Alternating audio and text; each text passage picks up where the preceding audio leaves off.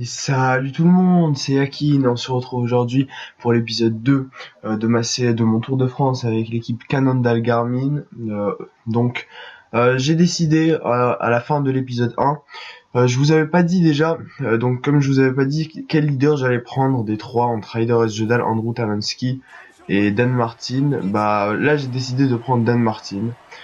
Pourquoi? Parce que sur les étapes de vallon, je peux récupérer beaucoup de temps avec lui, et qu'en plus, il a une bien meilleure résistance et une note en pleine que les deux autres. Et très souvent, ils se font lâcher les deux autres, et du coup, c'est vraiment pas cool pour jouer une victoire, un classement général. Parce que là, oui, je vais jouer un classement général, même si je vais essayer de gagner le maximum d'étapes possible. Je pense que je vise de gagner 3 étapes avec Dan Martin, c'est très largement faisable. Des étapes comme le mur de Huy, le mur de Bretagne, ou je sais pas, moi, dans les étapes de transition, l'étape de Gap, elles sont faisables, elles sont très facilement gagnables avec Dan Martin. Donc, alors là, je suis avec Langeveld, je vais essayer de le placer dans l'échappée matinale.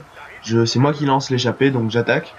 Je vais essayer de le placer dans l'échappée pour jouer le classement de la combativité avec lui, parce que c'est un rouleur et je ne vois pas qu'est-ce qu'il pourrait faire d'autre dans l'équipe à part jouer le classement de la combativité.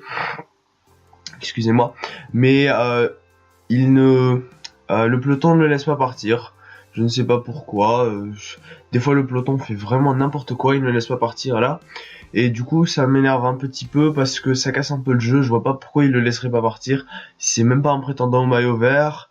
Il n'y a aucune raison pour qu'il ne le laisse pas partir. Donc là, il est complètement mort. Il utilise toute son énergie il a essayé d'utiliser toute son énergie pour essayer de rester dans l'échappée. Et du coup là, quand je le reprends, il a vraiment pas d'énergie. J'arrive même pas à suivre mon coéquipier d'échappée. Mais là, le peloton quand même revient sur moi. Le peloton ne veut vraiment pas me laisser partir. Donc là, je le reprends juste pour essayer de lui faire reprendre de l'énergie, pour essayer de le reposer. Là, il y a une contre-attaque en tête du peloton, composée de 3 hommes.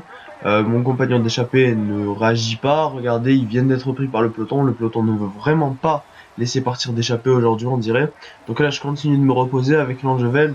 J'essaie juste de lui re-remplir sa barre bleue parce que l'IA tout seul, on dirait qu'il n'arrive pas à le faire, tout simplement.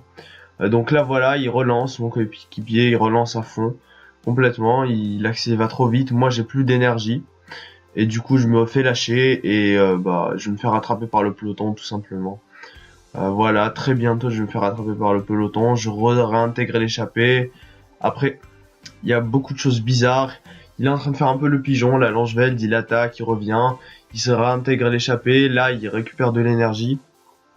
Donc le sprint intermédiaire, bien évidemment, je ne vais pas le jouer parce que je ne vois pas à quoi ça sert de le jouer. Je n'ai pas de sprinter dans l'équipe. Je n'en ai pas pris et c'est fait exprès parce que j'avais tout simplement pas envie de prendre de sprinter dans cette équipe. J'avais vraiment envie de jouer les étapes et le classement général. Pourquoi pas un maillot à poids avec Ryder Sjedal ou Andrew Talansky je vais peut-être les glisser dans des échappées sur les étapes de montagne. Je pense surtout à Pocotré, celle du plateau de Bay ou à la Toussuire. C'est des étapes où il y a pas mal de points à prendre et en une seule étape ils pourront quasiment s'assurer le maillot à poids juste en une seule étape. Donc voilà, je simule. Il est toujours dans l'échappée, Langeveld. Là c'est vraiment pour le classement de la combativité que je le mets là-bas, pour rien d'autre. Vous avez vu, je n'ai même pas disputé le sprint intermédiaire, même avec lui, pour essayer de prendre 20 points. Je vois pas à quoi ça me servirait, c'est pas important. Donc là, je vous ai pas dit, enfin peut-être que je l'ai dit dans la première vidéo, mais je le redis, je suis en mode professionnel avec les start list officielles. Je crois que je l'ai déjà dit, mais c'est pas grave. Donc là, je pense que clairement l'échappée ne va pas aller au bout. Et là, vous pouvez déjà voir que hormis Dan Martin, tous mes coureurs sont quasiment déjà morts. Ça montre que y a quasiment que lui, il y a quasiment qu'avec lui que je peux faire quelque chose dans cette équipe. Parce que les autres ne sont vraiment pas assez forts, clairement. Donc là, je prends Daniel Martin. Il est dans le peloton. Et je vais essayer de faire rouler ce peloton pour tout simplement essayer de piéger des leaders. Parce que vous savez, sur cette équipe, il y a beaucoup de vent. Donc très souvent, même en IRL, il y a eu des bordures sur cette équipe. Il y a eu beaucoup de leaders qui ont été piégés. Je pense notamment à Thibaut Pinot. Du coup là, avec Daniel Martin, je roule grand plateau à bloc. On n'est plus très nombreux dans ce peloton. Là, je mets le petit plateau parce que j'ai peur pour mon énergie. Je veux sprinter pour essayer de grappiller quelques petites secondes sur mes poursuivants, sur le reste des gens, quoi, carrément. Donc là, on voit l'équipe Astana qui roule. Dès qu'on reprend une dernière personne de l'échappée, bah ils arrêtent de rouler. Du coup, je demande à mon équipe de rouler. Pendant ce temps, Langeveld est toujours devant dans l'échappée. Il peut y croire là pour sa victoire, même si il n'a plus beaucoup d'énergie et que par conséquent, on connaît les sprinters, ils montent quand même à une très très grande vitesse, quoi. Et il pourrait très facilement le rattraper. Donc là, je roule petit plateau, j'ai beaucoup d'énergie, j'enclenche le grand plateau et je me prépare à sprinter tout simplement. Voilà. Je le prends à Langeveld d'une dernière fois pour essayer de le faire rouler grand plateau parce que vous avez vu quand j'ai repris rouler petit plateau, je vois les sprinters derrière moi, ils sont beaucoup trop proches. Je vois que je ne pourrai rien faire. Du coup là je vois que je vais tomber au bord de la défaillance, donc je passe avec Daniel Martin. Et je le vois en train de sprinter, donc je continue son sprint.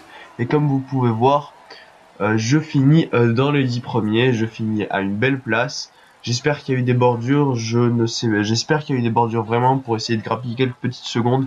Parce que vraiment sur les étapes de montagne avec Daniel Martin, il faudra juste limiter la casse. Ça m'étonnerait qu'il puisse prendre du temps sur prétendant à la victoire finale.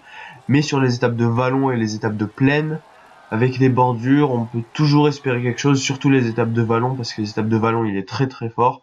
Et faut essayer de faire quelque chose, surtout sur les étapes de vallon. Donc je vous retrouve après une petite ellipse. C'est pour continuer l'étape du coup. J'étais sur la fin là. On va juste voir les classements et je vais terminer la vidéo.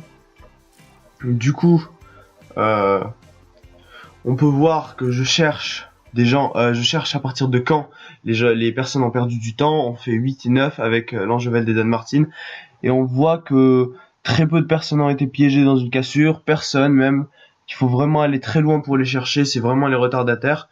Et du coup, bah, on ne prend pas beaucoup de place. Et comme Daniel Martin n'est pas excellent en chrono, on reste assez mal placé au général. Donc voilà, j'espère que cette vidéo vous aura plu. En tout cas, si c'est le cas, n'hésitez pas à laisser un pouce vert, à vous abonner, à partager la vidéo. Et on se retrouve très bientôt pour l'étape du mur de 8 où je compte gagner du temps. Pourquoi pas récupérer le maillot jaune? En tout cas, gagner l'étape, je pense que c'est faisable. Je vais essayer de récupérer le maximum de temps, surtout sur cette étape. On se retrouve très bientôt.